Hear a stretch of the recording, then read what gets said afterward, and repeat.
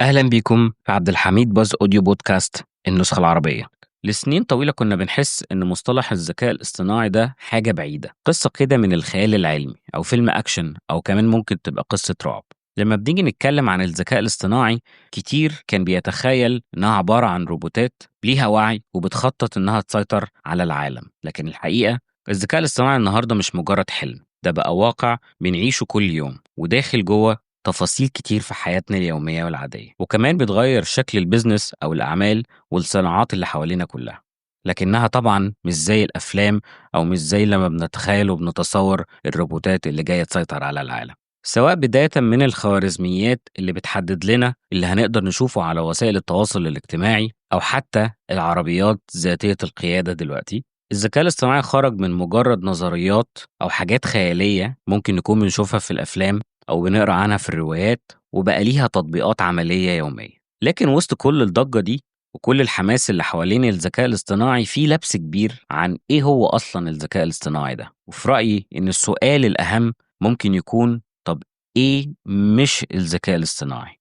أو إيه الحاجات اللي لما نتكلم فيها أو نقولها دي ملهاش علاقة بالذكاء الاصطناعي؟ وفي سؤال متكرر بنسمعه دايما زي هل الذكاء الاصطناعي مثلا ده قوة خير ولا قوة شر؟ هل هو موجود علشان ياخد مكاننا كبشر؟ طب هل هيضر بإبداعنا وبإنسانيتنا وبالمميزات الفريدة فينا كبشر؟ وهل تطور أو صعود الذكاء الاصطناعي ده بمثابة ناقوس خطر أو جرس خطر بينبهنا كبشر علشان ناخد بالنا من حاجة معينة؟ ممكن تكون وجهة نظري أنا كشخص بيتعامل في التكنولوجيا في البيزنس تحديدا بشكل يومي، أو ممكن يكون عشان بفكر بشكل كبير سواء للبيزنس بتاعنا أو للعملاء اللي بنشتغل معاهم في أفكار استراتيجية مستقبلية عن إزاي نقدر نطوع التكنولوجيا والتطورات اللي بتحصل عليها لمصلحة البيزنس بتاعنا، هيكون مختلف شوية عن النظرة اللي بتقلق ناس كتير لما بنيجي نتكلم عن الذكاء الاصطناعي. لكن علشان نوصل لإجابة واضحة للأسئلة اللي قلناها أو لأي حاجة مش واضحة أو أي لبس موجود عن الذكاء الاصطناعي، إحنا محتاجين نفهم الأول إيه هو الذكاء الاصطناعي علشان نقدر نحدد إمكانياته ونشوف إزاي نقدر نطوعه لخدمتنا.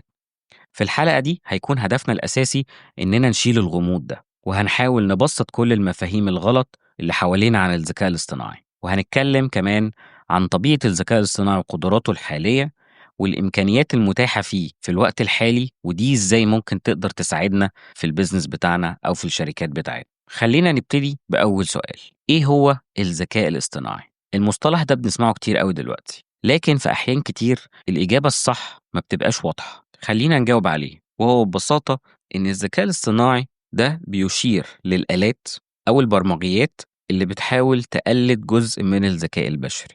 وتاني بنقول إنها بتقلد لأنها في حد ذاتها هي ما عندهاش ذكاء، ولكنها بتحاول إنها تقلد بعض أجزاء أو بعض أنماط الذكاء عندنا كبشر. هي مش مجرد آلات حاسبة ذكية أو أجهزة حسابية ذكية أو عندها من الذكاء الفطري اللي جواها، ولكنها أنظمة بتقدر تتعلم من البيانات وبتقدر تتعرف على أنماط معقدة وتفصيلية جدا من كمية البيانات الضخمة اللي بتتعرض ليها أو بتتعلم منها. وبناء على التعلم ده ممكن يبقى عندها القدرة إنها تقدر تاخد قرار بشكل معين، وممكن نقدر نقول بنوع من الاستقلالية، وهنفهم إيه نوع الاستقلالية اللي عندها كمان شوية. كأننا بالظبط بندي أجهزة الحاسب أو الكمبيوتر القدرة إنها تعمل مهام معينة كانت زمان محتاجة الذكاء البشري أو الإنسان هو اللي يقوم بيها. خلينا نقول شوية أمثلة على كده، زي مثلا إنه يفهم اللغة، وهنا نقصد باللغة تنوع حتى اللغات، سواء اللغات اللي احنا بنتكلم بيها اللغة العربية أو اللغة الإنجليزية أو اللغة الأسبانية ولغات أخرى، أو حتى في التواصل ما بين اللغات البشرية ولغات الآلة. يقدر كمان يتعرف على الصور، لما نعرض عليه صورة يقدر يميز ويعرف مكونات الصورة، لو كان فيها أشخاص أو لو كان فيها objects معينة أو عناصر معينة. وكمان إمكانية الذكاء الاصطناعي أو أنظمة الذكاء الاصطناعي إنها تبتدي تتوقع أو تتنبأ ببعض الأمور بناء على البيانات اللي متعرضت ليها أو اتعلمت منها. ممكن نقول إن الهدف الأساسي من تطور الذكاء الاصطناعي إنه يزودنا كبشر بقدرات إضافية، ولما نخلي أنظمة الذكاء الاصطناعي تشتغل على المهام الروتينية والمتكررة دي هتقدر تتعامل مع تحديات معقدة جدا أكبر من قدراتنا كبشر إن إحنا نقدر نتعامل عليها في وقت قليل. لكن هنا ممكن نقع في أكبر سوء فهم عن مفهوم الذكاء الاصطناعي. زي ما قلنا من شوية، مفهوم كلمة استقلالية، إن الذكاء الاصطناعي ممكن يبقى عنده القدرة إن هو ياخد قرار بشكل مستقل، ولكنها هي مش استقلالية زي استقلالية البشر. وده من سوء الفهم اللي موجود عن الذكاء الاصطناعي. لما بنيجي نتكلم عنه، ناس كتير بتتخيل الأفلام الأجنبية اللي بتتكلم عن الروبوتس اللي عندها وعي زي اي روبوت مثلا، واللي بتحاول تسيطر على العالم وتحارب البشر. ولكن ده شيء خيالي، ده مش حقيقي ومش واقعي، ومش ده الذكاء الاصطناعي اللي موجود.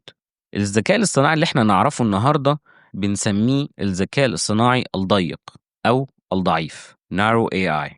والنوع ده من الذكاء الاصطناعي معمول ومبني للقيام بمهام محددة جدا. هو طبعا بيعملها بكفاءة خارقة، ساعات كتير بتفوق قدرات البشر. فكروا كده معايا في المساعد الشخصي على الهواتف الذكية اللي معاكم. هو شاطر جدا وبيقدر يحط لنا مواعيد، ممكن يشغل لنا الأغنية المفضلة، أو كمان ممكن يقول لنا درجة الحرارة أو حالة الطقس عاملة إيه. لكنه في الحقيقة ما بيقدرش من نفسه يقرر يكتب مقالة أو حتى رواية كاملة، ولا حتى بيقدر يفهم مشاعرك الإنسانية الدقيقة والتفصيلية. ممكن ندي أمثلة تانية عن الذكاء الاصطناعي وتطبيقاته علشان نقدر نفهم أكتر عن قدراته. مثلا أنظمة الذكاء الاصطناعي بتقدر تحلل الصور الطبية والتقارير الطبية اللي بتساعد الأطباء في تشخيص الأمراض المختلفة، وكل ده بيحصل بدقة عالية جدا وبسرعة كبيرة جدا. ممكن كمان محركات البحث اللي احنا بنستخدمها سواء في التسوق على منصات زي أمازون أو على منصات مشاهدة الأفلام والمسلسلات، هتلاقي إن دايما بيظهر لنا بعض المقترحات لمنتجات أو لمحتوى نقدر نتابعه بناء على تفاعلنا مع المنتجات والمحتويات السابقة على نفس المنصات دي. اللي بيحصل على المنصات دي بأنظمة الذكاء الاصطناعي اللي عليها إنها بتقوم بتحليل سلوك المستخدم للمنصات، وبتشوف كل التفاعلات بتاعتهم علشان تقدر تقترح منتجات أو محتوى يتناسب أكتر مع اهتماماتهم. حتى في أنظمة الملاحة في السيارات ذاتية القيادة، هنلاقي إن أنظمة الذكاء الاصطناعي في السيارات دي بتعتمد بشكل كبير على تحليل بيانات المرور اللي بيها تقدر تعمل مناورات أثناء القيادة الذاتية للسيارات دي. أنظمة زي كده سواء في المجال الطبي أو في منصات التسويق الإلكتروني أو محتوى الإلكتروني أو حتى في سيارات ذاتية القيادة، هي أنظمة قوية جدا علشان متخصصة. هي معمولة في الأساس علشان تحل مشكلة معينة، ولكنها ما بتقدرش تفكر أو تستنتج بره البرمجة بتاعتها أو بره السياق الأساسي والسبب الأساسي والبيانات اللي اتمرنت عليها. هي مش بتخطط للسيطرة على العالم ولا حاجة، ولكنها بتساعد في تحسين التجربة الرقمية للمستخدمين ليها كأنظمة، أو في مثال الأطباء بتساعد الأطباء في التشخيص بشكل أدق وبكفاءة أعلى وفي وقت أقل. على الناحية التانية من الذكاء الاصطناعي الضيق أو النارو AI، في نوع تاني من الذكاء الاصطناعي اسمه ال Artificial General Intelligence أو الذكاء الاصطناعي العام AGI. الذكاء الاصطناعي العام هو اللي بيكون عنده جزء من القدرات الإدراكية للبشر، وممكن كمان تكون في مجالات مختلفة أو متنوعة. بيقدر إن هو يتعلم ويطبق المعرفة في أي مجال، وكمان يقدر يتكيف مع مواقف جديدة لو ما كانش متمرن عليها في البيانات اللي اتعرض لها. وممكن يكون عنده جزء من الوعي الذاتي أو الإدراك لمشاعره هو، بس طبعا مشاعر الآلة في الحالة دي بتكون مختلفة تماما عن المشاعر الإنسانية أو البشرية. وهنا بتكون رؤية لآلة عندها القدرة على التفكير بشكل جدي، وكمان بيبقى عندها استقلالية أكبر من الشكل التقليدي أو من الاستقلالية لأنظمة الذكاء الاصطناعي الحالية. خلينا نقول إن ده ممكن يكون جزء بيغذي بشكل كبير القلق عند ناس كتير حوالين سيطرة الذكاء الاصطناعي على العالم، ولكنه برضه مش حقيقي، وهنعرف ليه كمان شوية. إحنا اتعرفنا على إيه هو الذكاء الاصطناعي، خلينا نتكلم شوية عن إيه بقى اللي مش ذكاء اصطناعي. علشان نوضح جزء من سوء الفهم عن فهمنا واستيعابنا للذكاء الاصطناعي، مهم إن إحنا نعرف إيه الحاجات اللي ملهاش علاقة بالذكاء الاصطناعي.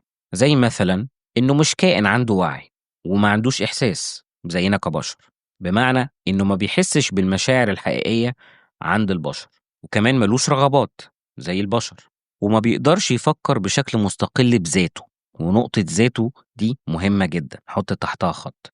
هو في الحقيقة ما بيحبش حاجات معينة وبيكره حاجات معينة، لأنه في الآخر ما عندوش الصفات البشرية، وما عندوش نوايا أو نية اللي بيها بياخد قرارات بشكل معين.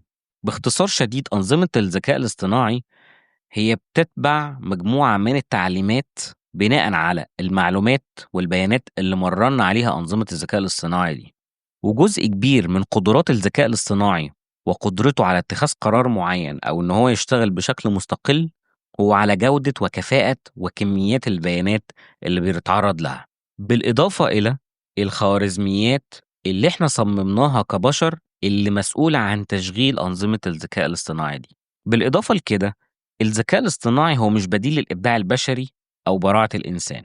صح طبعًا إن الذكاء الاصطناعي ممكن يطلّع صورة فنية أو يألّف مقطوعة موسيقية مثلًا، لكنه في الحقيقة ما بيوجدش الحاجات دي أو ما بيبنيهاش أو ما بيخلقهاش بنفس الطريقة اللي الإنسان بيفكّر بيها وبيبنيها وبيوجدها. باختصار الفرق إن الإنسان لمّا بييجي يبني حاجة من الحاجات اللي قُلنا عليها دي زي صورة فنية أو مقطوعة موسيقية مثلًا أو حتى رواية أو كتاب، من العوامل الأساسية اللي بتحركنا كبشر لمّا بنعمل ده هي النوايا اللي بتكون عندنا، الإلهام اللي بييجي لنا وقت القيام بالمهمة دي، أو العمق العاطفي اللي موجود جوانا كبشر.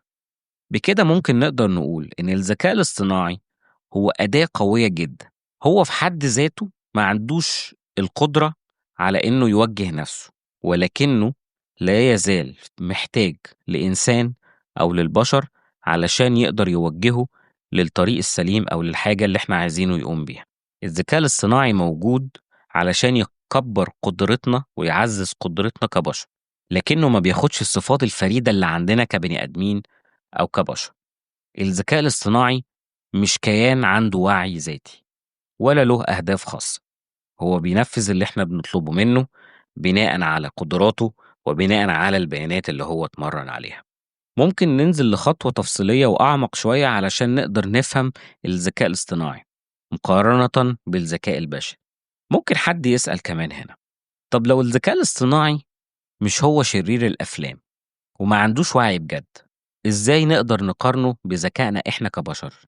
الإجابة على السؤال ده هتوصلنا للتفريق ما بين مهمة الذكاء الاصطناعي مقارنة بالذكاء البشري. النوعين دول من الذكاء بيمثلوا نوعين مختلفين تمامًا عن بعض لما نيجي نتكلم عن مصطلح ذكاء، وكل واحد فيهم عنده نقطة قوة مختلفة عن التاني، وكل واحد فيهم برضه عنده حدود خاصة بيه. مع تطور الذكاء الاصطناعي بالشكل الرهيب اللي إحنا شايفينه دلوقتي، مهم جدًا إن إحنا نعرف هو شاطر في إيه. ومهم كمان نعرف هو متأخّر فين أو الحاجات اللي هو ما بيقدرش يعملها، وخصوصًا التعقيدات الرهيبة والمركبة اللي بتميز التفكير والمشاعر البشرية. الموضوع مش صراع ما بين عمالقة، لأ هو أقرب لقصة ذكاءين بيكمّلوا بعض، وده اللي هنعرفه دلوقتي.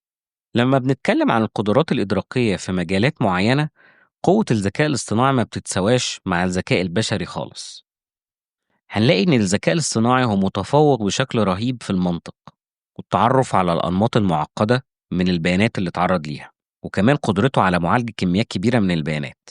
هنلاقي إن الذكاء الاصطناعي بيقدر ينفذ مهام بسرعة كبيرة جدا على حجم كبير من البيانات محدش من البشر يقدر ينافسه فيه. خلينا ندي مثال، تعالوا نفكر في أجهزة الذكاء الاصطناعي في لعبة الشطرنج زي ديب بلو اللي كسبت بطل العالم جاري كاسباروف، وده يعتبر إنجاز مبني على حسابات ممنهجة بتفوق قدرات البشر.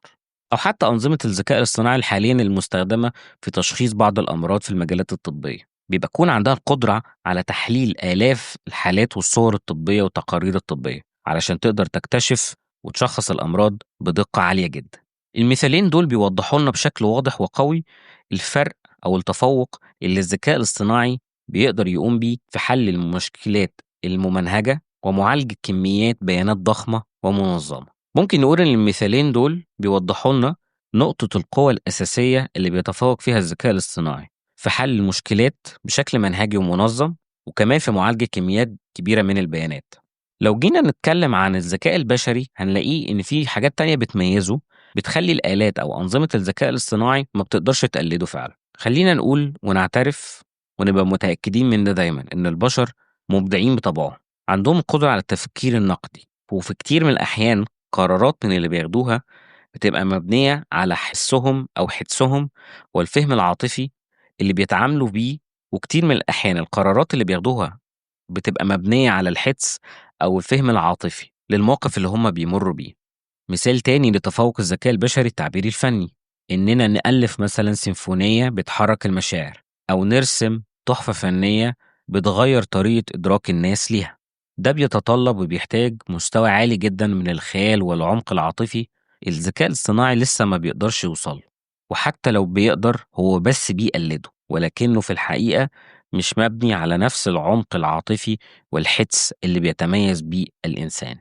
بنفس الفكرة، الاكتشافات العلمية الرائدة في كتير من الأحيان بتيجي بسبب قفزات حدسية أو لحظات إلهام كبيرة حصلت للبشر. بنسمع مصطلح دايما التفكير خارج الصندوق، دي من الحاجات اللي البشر بيقدروا يعرفوا يعملوها. ولأن الذكاء الاصطناعي دايما بيفكر جوه الصندوق، لأنه دايما مرتبط بالمدخلات اللي دخلت له والبيانات اللي اتعرض لها، فهو هيفضل دايما موجود جوه الصندوق. ولكن مصطلح أو فكرة التفكير خارج الصندوق هي فكرة بشرية أصيلة، لأن الذكاء الاصطناعي مش مبني أو مصمم إن هو يقدر يعملها. من الأمثلة كمان اللي بتميز الذكاء البشري هو التعامل في المواقف الاجتماعية الدقيقة أو المهمة، لأن البشر بيكون عندهم مشاعر معقدة وعميقة بتقدر تستوعب الاختلافات الاجتماعية أو التفاصيل الاجتماعية، وبناء عليها بتقدر تتخذ قرارات معينة ليها علاقة بالمشكلة أو بالموضوع ده. وده مش موجود عند الذكاء الاصطناعي. من العناصر اللي ممكن نفرق ما بين الذكاء الاصطناعي والذكاء البشري كمان هو التعلم والتكيف. خلينا نبتدي بالذكاء الاصطناعي. ممكن نقول إن قدرات التعلم عند الذكاء الاصطناعي فعلا مبهرة، لكنها مختلفة جوهريا عن الطريقة اللي بيتعلم بيها البشر. هنلاقي إن أنظمة الذكاء الاصطناعي بتتحسن مع الوقت عن طريق تحليل كميات بيانات ضخمة واستخدام الخوارزميات الخاصة بالتعلم الآلي، وده بيخليهم يقدروا يتكيفوا ويحسنوا أدائهم، ولكن ضمن حدودهم البرمجية. زي مثلا أنظمة الذكاء الاصطناعي اللي بتقدر تتوقع أنماط الطقس أو الترجمة من لغات مختلفة، هنلاقي إن دقتها بتتزايد مع الوقت، لكن الذكاء الاصطناعي بيظل محدود بالبيانات اللي اتدرب عليها. ده بالإضافة طبعا للتعليمات اللي تم برمجته عليها عن طريق المطورين البشر. فمثلا لو البيانات دي فيها أي نوع من أنواع التحيز أو النقص، أداء الذكاء الاصطناعي بيتأثر. والأخطر من كده إن الذكاء الاصطناعي بيعاني بشكل كبير مع المواقف غير المتوقعة، أو أي حاجة بيمر بيها هو ما اتمرنش عليها قبل كده، لأنه ما عندوش القدرة إنه يتوقع ويفكر خارج إطار البرمجة اللي اتبرمج عليها. وده باختصار وببساطة بسبب إن أنظمة الذكاء الاصطناعي ما عندهاش حس الفطرة اللي موجود عند البشر، أو فهم السياق اللي كتير مننا كبشر بنقدر نتكيف على بعض المواقف اللي ممكن تكون جديدة أو غريبة علينا وعمرنا ما مرينا بيها، ولكننا بسبب قدرتنا وذكائنا البشري بنقدر نتكيف عليها في لحظتها، أو في كتير من الحالات بنتجاوزها. لما نيجي نتكلم عن الذكاء البشري والتعلم والتكيف فيه، الموضوع مختلف تماما. هو فيه مرونة أكبر، فيه قوة وعمق أكتر. البشر بيتعلموا من الخبرة والمعايشة، كمان من الملاحظة الدقيقة للمواقف حتى لو ما كانوش هم جزء من الموقف ده. ده بالإضافة للتفاعل الاجتماعي والتفكير المجرد. وده اللي بيدينا قدرة كبيرة جدا على التكيف مع البيئات المختلفة أو التحديات الجديدة اللي ممكن نمر بيها في حياتنا. أي شخص يقدر بكل سهولة إنه ينقل مهارات اتعلمها في مجال معين لمجال يبدو إن هو مختلف تماما، زي مثلا حل مشكلات في الرياضيات. مهارة زي كده ممكن تقدر تخلي الشخص ببس إن هو اتعلم حل مشكلات الرياضيات إنه يقدر كمان يحل ويتجاوز مشكلات في الاقتصاد، في الهندسة، أو حتى في حل النزاعات. نقل المعرفة ده والتعلم المتعمق بين المجالات المختلفة دي حاجة الذكاء الاصطناعي ما بيقدرش يعملها. وفي ميزة مهمة جدا بتفرق الذكاء البشري أو التعلم البشري، وهي إن البشر بيقدروا يتعلموا حتى في ظل غياب البيانات المنظمة. بنقولها كده ببساطة إن إحنا بنقدر نتعلم حاجات ما بين السطور، حتى لو الكلام والمعلومات مش واضحة قدامنا برضو بنقدر نتعلم حاجة.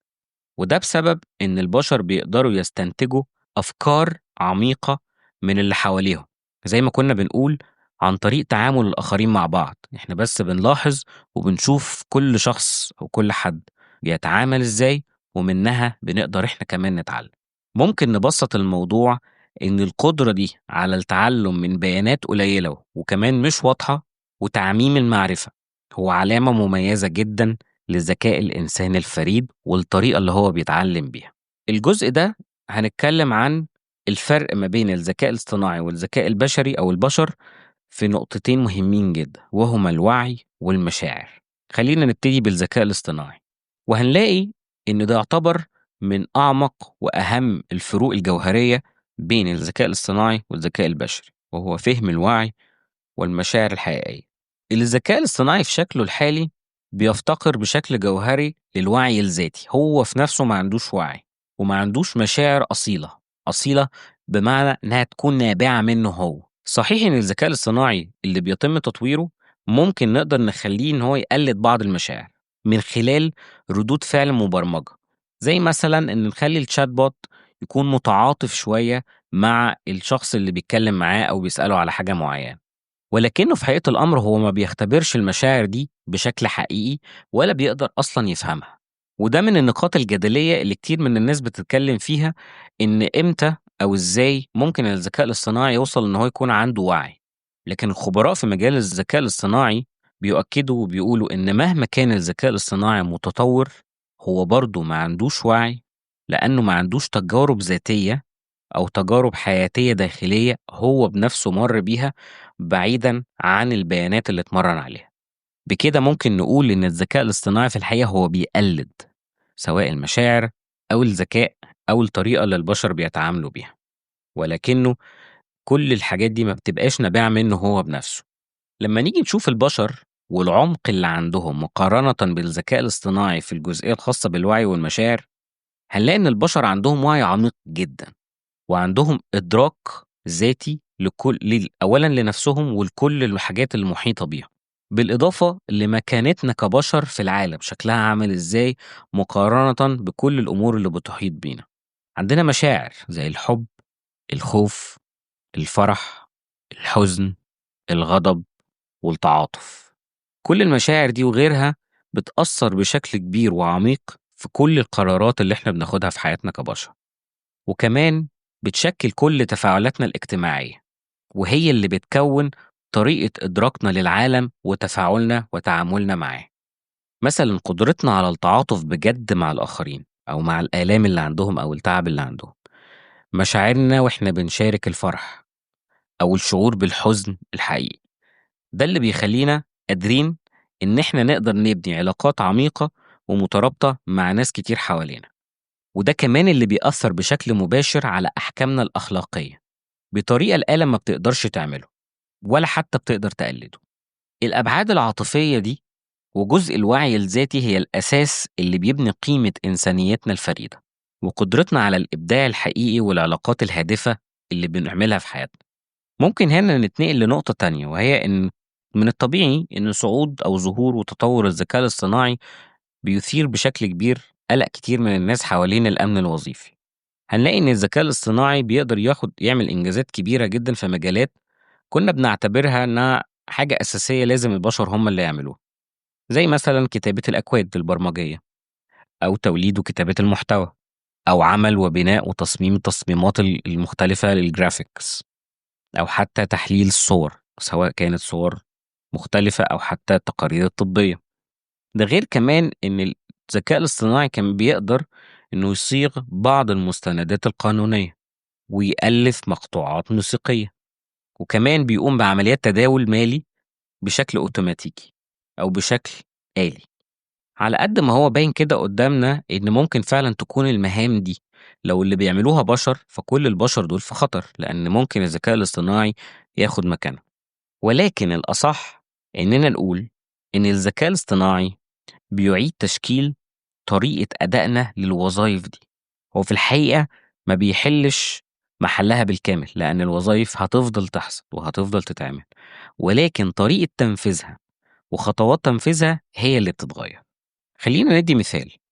في تطوير البرمجيات مثلا أدوات الذكاء الاصطناعي تقدر تكتب أكواد أساسية تقدر كمان تكتشف الأخطاء البرمجية، وكمان تقترح تحسينات على الأكواد اللي اتكتبت دي. لما ده بيحصل، هو في الحقيقة مش بيخلي إن المطورين البشر ما بقاش ليهم لازمة، ولكنه بيساعد المطورين البشر إنه يكون عندهم وقت أكتر ويتفرغوا لمهام استراتيجية أكتر، أو فيها نوع من الإبداع الذكاء الاصطناعي ما بيقدرش يقوم بيه. نفس الفكرة في مجال صناعة المحتوى مثلا، وممكن الذكاء الاصطناعي يساعد في صياغة مسودات للمقالات اللي بتتكتب، أو إن هو يقوم بتلخيص بعض التقارير. لكننا لسه بنحتاج الكتاب البشر علشان يضيفوا الحكم التحريري أو الإبداعي أو اللمسة الإنسانية اللي مش موجودة عند الذكاء الاصطناعي أو بيفتقدها. حتى استخدامات أدوات الذكاء الاصطناعي في التصميم للجرافيكس مثلا، ممكن الذكاء الاصطناعي طبعا بيقوم بإنتاج تصميمات بشكل سريع جدا، ولكن المصممين البشر هم اللي عندهم الرؤية الإبداعية، وهم اللي بيقدروا يوجهوا أدوات الذكاء الاصطناعي الخاصة بالتصميم لأنها تقدر تطلع نتائج أحسن. أو حتى قدرة المصممين البشر وإبداعهم بيخليهم يقدروا يعدلوا على المخرجات اللي بتطلع من الذكاء الاصطناعي. وكمان المصممين البشر هم اللي بيقدروا يحددوا إن المخرج النهائي للتصميمات دي بيتناسب مع هوية العلامة التجارية وإحساسها ولا لأ. طب تعالوا نفكر لو في محلل مالي بيقضي وقت كبير جدا علشان يقدر يجمع مجموعة من الأرقام من برامج محاسبية مختلفة أو حتى ملفات إكسل. لو خلينا أدوات الذكاء الاصطناعي هي اللي تجمع البيانات دي من كل المصادر دي، مش هتاخد ثواني. وبالتالي هنقدر نخلي المحلل المالي إنه يكون عنده وقت يفكر في تحليل المؤشرات المالية بناء على الأرقام اللي جمعها، وكمان يقدر يقترح بعض الاقتراحات الاستراتيجية لأرباح جديدة للشركة. ممكن مثال تاني لحد في المشتريات، الخوارزميات الخاصة بالذكاء الاصطناعي اللي بتقدر تتنبأ بالأسعار وتغيرات السوق هتدينا رؤية مسبقة علشان نقدر نتفاوض بشكل أحسن، سواء مع الموردين بتوعنا أو حتى العملاء. كل الحاجات دي بتأكد إن وجود البشر هيزال موجود. الذكاء الاصطناعي هو اللي هيقوم بالمهام المتكررة، والبشر هيتفرغوا للأمور الاستراتيجية أو اللي فيها إبداع أكتر، أو اللي فيها عمق لمشاعر وعواطف. طب هل ده معناه إن مش كل الوظائف هيتم إحلالها بالذكاء الاصطناعي؟ برضو الإجابة لأ. إحنا اتفقنا إن الذكاء الاصطناعي هو بيكمل البشر لأنه بيقوم ببعض المهام اللي هو ذكي فيها وقدراته أعلى وأكبر من البشر، ولكن وجود البشر في بعض المهام مهم اللي ليها علاقة بالجانب الإبداعي أو التفكير العميق والعاطفي والاستراتيجي. ولكن في بعض المهام الأخرى اللي بالتأكيد الذكاء الاصطناعي هياخد مكانها، خصوصا المهام اللي فيها خطوات متكررة أو بتعتمد على قواعد ثابتة، زي مثلا إدخال البيانات أو الداتا انتري. إدخال البيانات من الوظائف المعرضة جدا إنها يتم ليها أتمتة بشكل كامل جدا، وما نبقاش محتاجين بشر يشتغلوا على الوظيفة دي لأن ما فيش فيها أي نوع من أنواع الإبداع. فهنلاقي إن الذكاء الاصطناعي بقدراته اللي إحنا عرفناها بيقدر إن هو يعالج وينظم المعلومات بشكل أسرع وأدق من البشر. نفس الفكرة في مجال الصناعة، فهنلاقي إن روبوتس كتير أو الروبوتات ممكن تحل مكان الإنسان أو البشر في مراحل إنتاجية لبعض المنتجات اللي معتمدة على مهام متكررة بشكل ثابت أو بقواعد ثابتة. ممكن كمان في وظيفة زي خدمة العملاء، لما بنيجي نرد على استفسارات بسيطة أو مباشرة أو أسئلة للعملاء، بيتم تحويلها بشكل تدريجي للي بنسميه تشات بوتس أو المساعدين الافتراضيين، واللي بتعتمد دلوقتي بشكل كبير على الذكاء الاصطناعي. وبكده يتفرغ موظف خدمة العملاء للمهام اللي فيها عمق عاطفي أكبر. ولكن لو كل المهام اللي بيقوم بيها حاجات تقليدية أو أسئلة عامة أو أسئلة متكررة، بالتالي بالتأكيد الذكاء الاصطناعي يقدر إن هو ياخد الوظيفة دي ويقوم بيها وكمان بكفاءة أعلى. ولكن خلينا نقول حاجة مهمة جدا، إن حتى في المجالات دي القدرات الذكاء الاصطناعي أعلى بكتير من قدرات البشر اللي بيقوموا بيها. إحنا هنا مش بنتكلم عن إحلال كامل، إحنا برضو بنتكلم عن تحول. فمثلا لما الذكاء الاصطناعي هيقوم بأتمتة إدخال البيانات، هنخلي العنصر البشري أو العامل البشري هنا بيركز أكتر على الأدوار اللي فيها حل مشكلات أكبر أو تفكير نقدي أو تفكير عاطفي، زي مثلا تحليل جودة البيانات. لو طريقة تحليل البيانات وقياس جودتها شيء معتمد على الخبرة البشرية، أكيد الذكاء الاصطناعي مش هيقدر ياخد مكان البشر في الجزئية دي. أو مثلًا الإشراف على مشاريع دمج البيانات المعقدة، الجزء ده صعب جدًا للذكاء الاصطناعي إنه يقوم بيه. وفي حالة الصناعة هنلاقي إن دور العمال في المصانع هيتحول، بدل ما إن هم اللي بيقوموا بالمهام لتجميع مثلًا قطع مختلفة للمنتج اللي هم بيصنّعوه، هيتركّز أكتر على إنهم يقوموا بصيانة الأنظمة الآلية، ومتابعة لو كان حصل أي مشكلة هم اللي يقدروا يحلّوها. فالموضوع هنا هيتحوّل من بعد ما كانوا هم الأشخاص اللي بيقوموا بتجميع المنتج نَفْسه، ولكن هيتحوّلوا كإنّهم هيبقوا مشرفين على الآليات أو الروبوتات اللي بتقوم بتجميع المنتج ده، وهيكون دورهم توجيهي للروبوتات، أو هيكون دورهم إن هم بيحافظوا على صيانة ومتابعة أداء الروبوتات أو الآلات دي. هنلاقي بكده إنه فعلًا حصل تحوّل، على الرغم إن بعض المهام ممكن يتم أتمتتها بالكامل، ولكن لا يزال هنلاقي إن في بعض المهام الجديدة اللي هتظهر أو أدوار جديدة هتظهر، دور البشر مهم جدًا فيها، لأنها بتعتمد على صفات بشرية، أو بتعتمد على بعض المهام المعقدة اللي صعب على الآلة أو أنظمة الذكاء الصناعي إنها تقوم بيها. وده ممكن ينبهنا لحاجة مهمة جدًا، إن ظهور أنظمة الذكاء الاصطناعي هيفتح لنا الطريق لأدوار ووظايف جديدة تمامًا ما كانتش موجودة قبل كده. هنلاقي إن مثلًا في الوقت الحالي إن الطلب على مطورين الذكاء الاصطناعي أو علماء البيانات متزايدة بشكل كبير جدًا، وده بسبب إن في شركات كتير بدأ يتوجه لإن هو يدمج أنظمة الذكاء الاصطناعي في تشغيلها أو في عملياتها. من الوظايف اللي هتكون موجودة وهيزيد الطلب عليها متخصصين في أخلاقيات الذكاء الاصطناعي، ودول مهمين علشان التعامل مع القضايا المتعلقة بالتحيز أو العدالة أو خصوصية البيانات.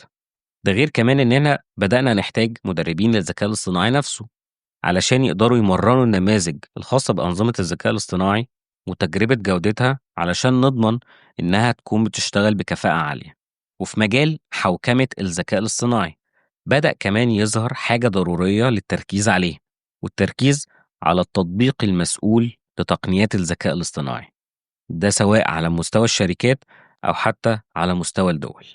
بالنسبة للشركات، فإن الذكاء الاصطناعي خرج من كونه حاجة ترند أو حاجة ناس كتير بتتكلم عليها وبس، لأنه بقى شريك أساسي واستراتيجي في توسيع القدرة التشغيلية وتعظيم الربحية للشركات. المنصات المدعومة بأنظمة الذكاء الاصطناعي في الوقت الحالي بقى عندها القدرة إنها تعالج كميات كبيرة جدا من البيانات أسرع بكتير من أي فريق بشري، وده اللي بيدي القدرة للإدارات في الشركات والمؤسسات إن يكون عندها رؤية لحظية تساعدها في اتخاذ قرارات مبنية على حقائق، مش مجرد تخمين أو توقع. فمثلا في سلاسل الإمداد هنلاقي إن الخوارزميات اللي ليها علاقة بالذكاء الاصطناعي بتقدر تتنبأ علشان تقلل الهدر وتحسن التخطيط للمخزون، وده طبعا بناء على البيانات اللي بتتعرض ليها أو بتتمرن عليها. في خدمة العملاء مثلا، المثال ده كنا قلناه من شوية، إن المساعدين الافتراضيين أو المساعدين الذكيين بيردوا على استفسارات الروتينية للعملاء، فبيسمح لموظفي خدمة العملاء يكون عندهم الوقت لحل مشكلات معقدة أكتر. وحتى على مستوى الموارد البشرية، أدوات الذكاء الاصطناعي الحالية بتقدر إنها تسرع من عمليات التوظيف، وكمان بتقدر تكتشف أنماط الاستنزاف الوظيفي قبل ما تتحول لأزمة حقيقية للشركة أو للمؤسسة. ممكن نقدر نقول إن الذكاء الاصطناعي بيخلي المؤسسات الكبيرة تقدر تتحرك بخفة وبسرعة الشركات الناشئة، ولكن بموارد وحجم شركات كبيرة وعملاقة. ودي من الحاجات اللي هتحافظ على ميزتها التنافسية كشركة أو مؤسسة في سوق بيتغير كل يوم. الحدوتة أو القصة اللي بنسمعها كتير عن الذكاء الاصطناعي غالبا بيكون في قلق فيها. أنا أقصد إن القلق والتوتر دايما بيبقى في سياق الكلام لما ناس كتير بتتكلم عن الذكاء الاصطناعي. فكرة إننا هننشال من أماكننا أو الذكاء الاصطناعي هياخد مكاننا، أو إن قدرتنا كبشر هتقل. لكن هنا زي ما وضحنا، القوة الحقيقية للذكاء الاصطناعي مش إنه يحل محل قدرتنا كبشر، بالعكس، ده بيكبرها وبيزودها. الذكاء الاصطناعي في رأيي هو عامل زي المحفز، ومحفز من نوع ما جاش قبل كده، بيخلينا نقدر نفهم نفسنا وإمكانياتنا العقلية والعاطفية بشكل أعمق، وبيحرر عقلنا علشان نقدر نكون مبدعين أكتر ونركز على المشاكل المعقدة اللي فعلا محتاجة تفكير عميق أو عالي. والأهم من ده كله، إنه بيرجع لنا وقت وطاقة ذهنية تقدر تخلينا نبني علاقات إنسانية لها معنى بجد. كنا من كذا سنة بنتكلم إن إحنا بقينا في العصر الرقمي، بس إحنا دلوقتي بقينا في عصر الذكاء الاصطناعي، وده بيفرض على شركات كتير إنها تتعامل معاه كشريك استراتيجي، مش حاجة دخيلة ولا بديلة للإنسان. هي المسألة مش صراع ما بين بشر وآلات، هي توزيع أدوار بشكل ذكي يخلي كل طرف يشتغل على الحاجة اللي هو شاطر فيها.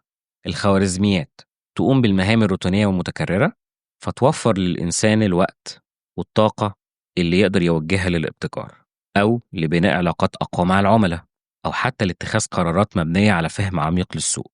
في نفس الوقت قيمنا الإنسانية زي الإبداع والتعاطف، الحكم الأخلاقي، هتزيد أهميتها بشكل كبير الفترة اللي جاية، لأن الآلة مهما اتطورت هتفضل محتاجة لبوصلة الإنسان. باختصار، السر فين؟ السر في إننا نبني أنظمة ذكاء اصطناعي بخطة واضحة وحوكمة رشيدة تقدر تحمي الخصوصية وتضمن العدالة، وبكده نقدر نأمن استدامة الأعمال بتاعتنا والشركات بتاعتنا، وكمان نحافظ على ثقة الموظفين والعملاء. ده غير طبعا إن هنبقى بنقدر نفتح مجال لنمو أسرع وأعمق للبزنس أو للأعمال بتاعتنا. القرار اللي هناخده دلوقتي في دمج تقنيات زي الذكاء الاصطناعي مع شركاتنا وتطور وتنمية المهارات الخاصة بينا كشركة أو مؤسسة هي اللي هترسم شكل مؤسستنا وهتغير ملامح السوق بشكل كبير خلال السنين اللي جاية. كنت معاكم أنا محمد عبد الحميد. تقدروا تلاقوني على لينكد إن ABDALHAMID أو على موقعي الشخصي www.abdelhamid.com. Free audio post-production by alphonic.com.